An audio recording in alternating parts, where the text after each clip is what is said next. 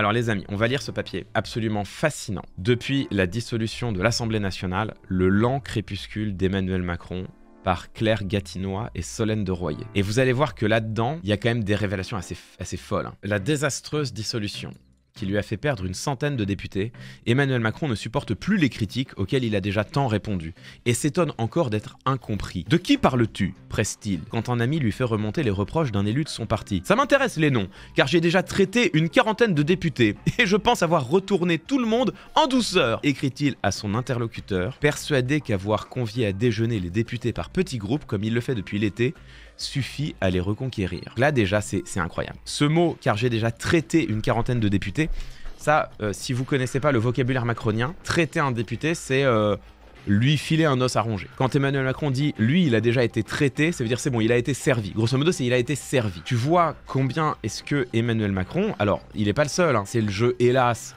de la politique, je le dis en le déplorant pour le coup, mais tu vois comment Emmanuel Macron considère vraiment les responsabilités, les postes, les titres, les fonctions comme autant d'honneur à distribuer, autant de gratification à répartir pour se garantir du soutien de ses troupes. Ça c'est ce qu'on appelle dans la politique anglo-saxonne le spoil system, c'est-à-dire le partage du butin grosso modo. C'est pas une nouveauté, mais ce qui est nouveau c'est le fait de le revendiquer comme ça, de dire non mais c'est bon, lui il a été traité. C'est encore une fois un euphémisme macronien qui permet de camoufler derrière un mot en apparence anecdotique, anodin, qui permet de camoufler une pratique qui en fait devrait, je crois, nous répugner, c'est-à-dire cette tendance qu'ont les responsables politiques en général et les présidents de la République en particulier à s'acheter du soutien de leurs proches ou de leurs moins proches en leur distribuant des postes et des fonctions. Mais alors ça, je pense avoir retourné tout le monde en douceur, c'est quand même incroyable. C'est là que tu vois à quel point est-ce qu'il est ivre de sa propre parole. Emmanuel Macron est persuadé que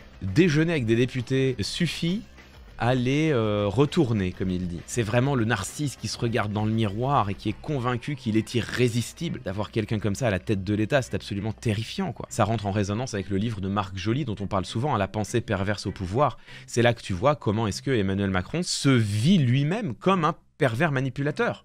En tout cas, comme un manipulateur tout court, comme un séducteur, un homme qui retourne à la simple force de sa parole. À l'Élysée, le président s'est replié sur son petit cercle de communicants, le stratège Jonathan Guémas, son collaborateur Jonas Bayard et l'indéboulonnable Roger Petit. Ces fidèles mousquetaires, comme ils le disent eux-mêmes, tu vois, Louis XIV, c'est le palais, entretiennent le récit d'une dissolution inévitable ayant permis d'échapper à la motion de censure qui se préparait sur le budget à l'automne et à la déculottée électorale bien pire que celle du 7 juillet qui aurait suivi. On a évité le massacre, veulent-ils croire. Persuadé qu'une clarification a bien eu lieu, le RN a montré qu'il n'était pas prêt pour le pouvoir. Cette opération peut apparaître comme une foirade générale si elle n'est pas lue au prisme du temps long, argumente l'un de ses stratèges, qui évoque des heures inédites historiques. Ils sont complètement délulus, ils sont encore persuadés d'avoir fait le bon choix, ils sont persuadés du côté de l'histoire, ils sont persuadés que l'histoire les retiendra comme des grands hommes, des grands stratèges, alors même qu'ils ont plongé la France dans le chaos, hein, qu'ils ont plongé la France dans une situation où nous ne savons pas si on va pouvoir avoir un budget à la fin de l'année, où le Rassemblement national ne cesse d'engranger des succès, de se légitimer, et de préparer son accession au pouvoir. C'est terrible, mais eux sont quand même persuadés d'avoir fait les bons choix. Moi, c'est ça qui me frappe, hein, c'est l'absence totale de remise en question. À l'extérieur du palais, les langues se délient. Les petits travers de la cour sont décortiqués et moqués, comme cette manie qu'il a de se faire servir en premier, ou ces nouvelles chaises gaufrées RF pour République française, commandées pour le Conseil des ministres, que ces derniers ont découvert médusées, ton sur ton pour les membres du gouvernement, en lettres d'or pour le président de la République qui, en arrivant à l'Élysée, philosophait sur la figure du roi et disait « mon peuple » pour parler des Français. C'est Louis XIV, mesdames, messieurs. Emmanuel Macron s'est fait commander un trône pour le Conseil des ministres, pour être sûr qu'il s'assoit sur une chaise qui sied à son divin popotin et qu'il le distingue suffisamment de cette masse informe et vulgaire que sont les ministres. Si vous doutiez encore de sa déconnexion absolue et de la manière qu'il a de se figurer sa fonction, c'est-à-dire celle d'un roi, d'un Jupiter, je crois que là, pour le coup, vous êtes servi. Un ancien collaborateur se souvient aussi de sa surprise quand Emmanuel Macron a soudain laissé en plan son cabinet à la fin d'une réunion pour se changer dans ses appartements privés.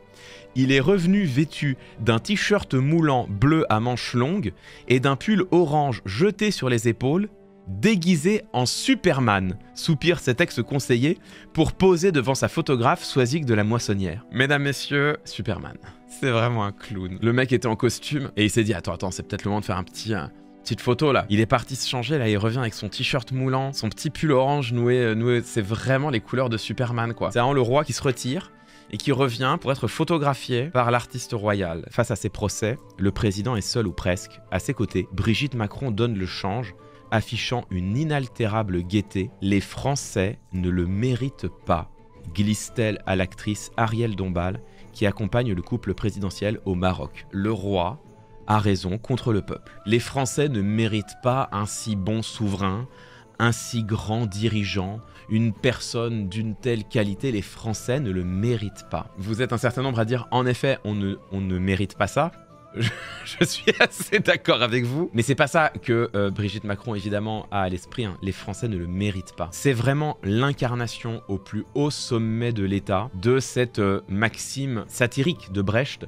Le peuple a perdu la confiance du gouvernement. Il faut dissoudre le peuple et en élire un nouveau. Quand le peuple, qui est censé être souverain en démocratie, critique le président, critique le chef de l'État, le sanctionne lors des élections, ce n'est pas le chef de l'État qui a perdu la confiance des citoyennes et des citoyens, ce n'est pas le chef de l'État qui a gouverné le pays contre la volonté populaire, ce n'est pas le chef de l'État qui s'est trompé, c'est le peuple qui ne le mérite pas. Quelle phrase qui cristallise mieux le délire royal, la haine du peuple et de la démocratie? Les Français ne le méritent pas. C'est fou, cette idée qu'il serait d'une telle qualité que c'est nous qui n'avons pas compris ce qu'il voulait faire. C'est nous qui n'avons pas été suffisamment intelligents pour comprendre la profondeur de sa pensée. Et d'ailleurs, souvenez-vous, c'est Gilles Legendre qui était au début du premier quinquennat d'Emmanuel Macron, Gilles Legendre qui était le président du parti macroniste à l'Assemblée nationale, qui avait dit, constatant que l'impopularité du gouvernement progressait, il avait dit... Et puis il y a une deuxième erreur, c'est le fait d'avoir probablement été trop intelligent,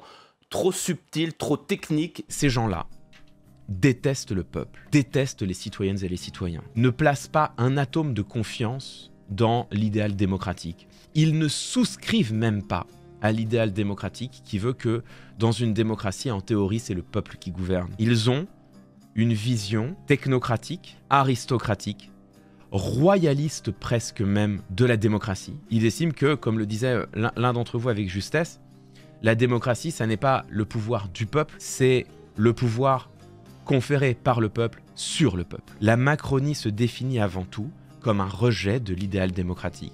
Emmanuel Macron n'a eu de cesse de piétiner la volonté du peuple.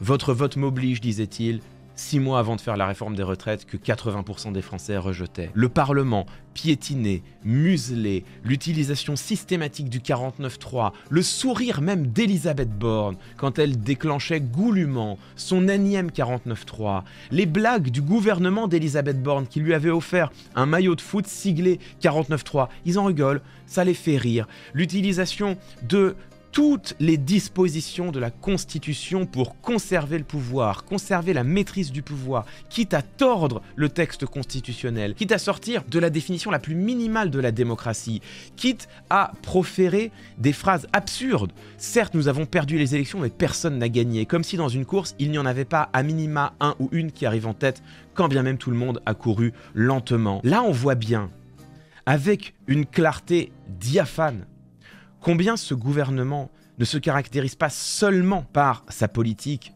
libérale, clairement, pas seulement par ses décisions qui, de manière régulière, systématique presque, ont fait payer aux plus pauvres, aux plus en difficulté, le prix de la politique qui était menée. Ce gouvernement qui ne se caractérise pas seulement par sa langue, sa communication perverse, les mots vidés de leur contenu, les mensonges proférés les yeux dans les yeux, les phrases qui contredisaient le réel, ce que tout le monde pouvait constater, la priorité affichée soi-disant à la lutte contre les violences faites aux femmes, alors même que dans le même temps, Emmanuel Macron soutient Gérard Depardieu. C'est un grand artiste qui rend fière la France. Je n'aime pas vraiment les chasses à l'homme, avant de dire quelques mois plus tard, mais je n'ai jamais soutenu un agresseur face à ses victimes. Ce gouvernement ne se caractérise pas seulement par sa destruction du langage, sa destruction du débat, sa manipulation constante. Il se caractérise aussi, vous le voyez, et ça apparaît, je crois, clairement ici, par sa haine du peuple et de l'idéal démocratique. Voilà où nous en sommes aujourd'hui en France, voilà l'homme que nous avons porté au gouvernement et qui aujourd'hui reste nu sur son trône. Un trône certes qu'il s'est fait construire, mais nu malgré tout.